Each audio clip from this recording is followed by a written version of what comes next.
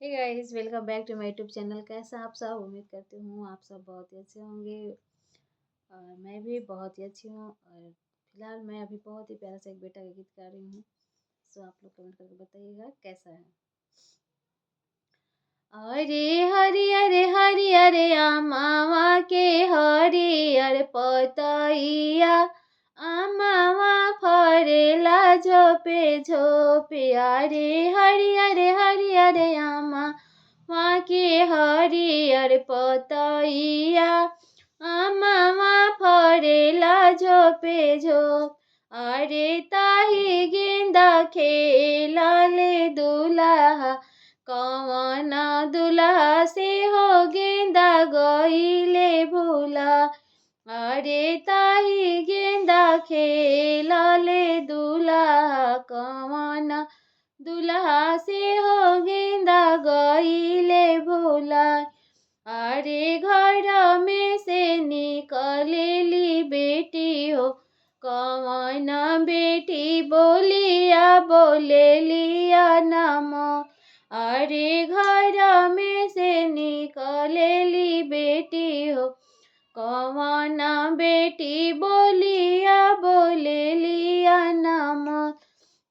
अरे ये गेंदा कारण हम पापा भिड़ी गईनी, से हो गेंदा गईले भुलाई। अरे ये गेंदा कारण हम भैया भिड़ी गईनी, से हो गेंदा गईले भुलाई।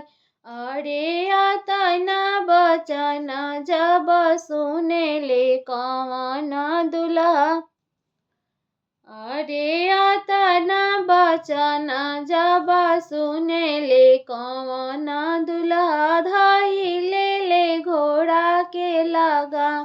अरे हम जाइबो धानी दोसर देशवा, कइले वो दोसर बियाह। अरे हम जे जइबो धानी दोसर देशवा, कइले वो दोसर बियाह।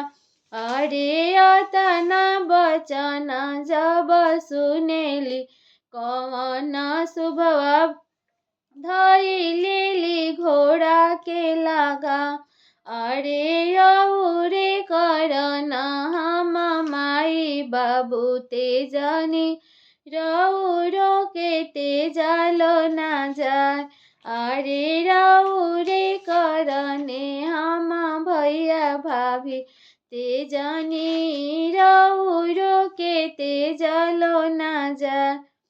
गाइस, तो हमारा ये गीत कैसा लगा बेटा का, आप लोग कमेंट करके ज़रूर बताइएगा। हमारे चैनल को ज़्यादा से ज़्यादा सपोर्ट कीजिए, वीडियो को लाइक कमेंट कीजिए, वीडियो को शेयर कीजिए और बेल आइकन को ज़रूर प्रेस कीजिएगा, क्योंकि हम कोई भी वीडियो गाएंगे, कोई भी गीत गाएंगे, कोई भी वीडियो बनाएंगे तो आप लोग के पास नोटिफिकेशन जाए। सो मिलते हैं आप लोग से अगले वीडियो में। Bye by.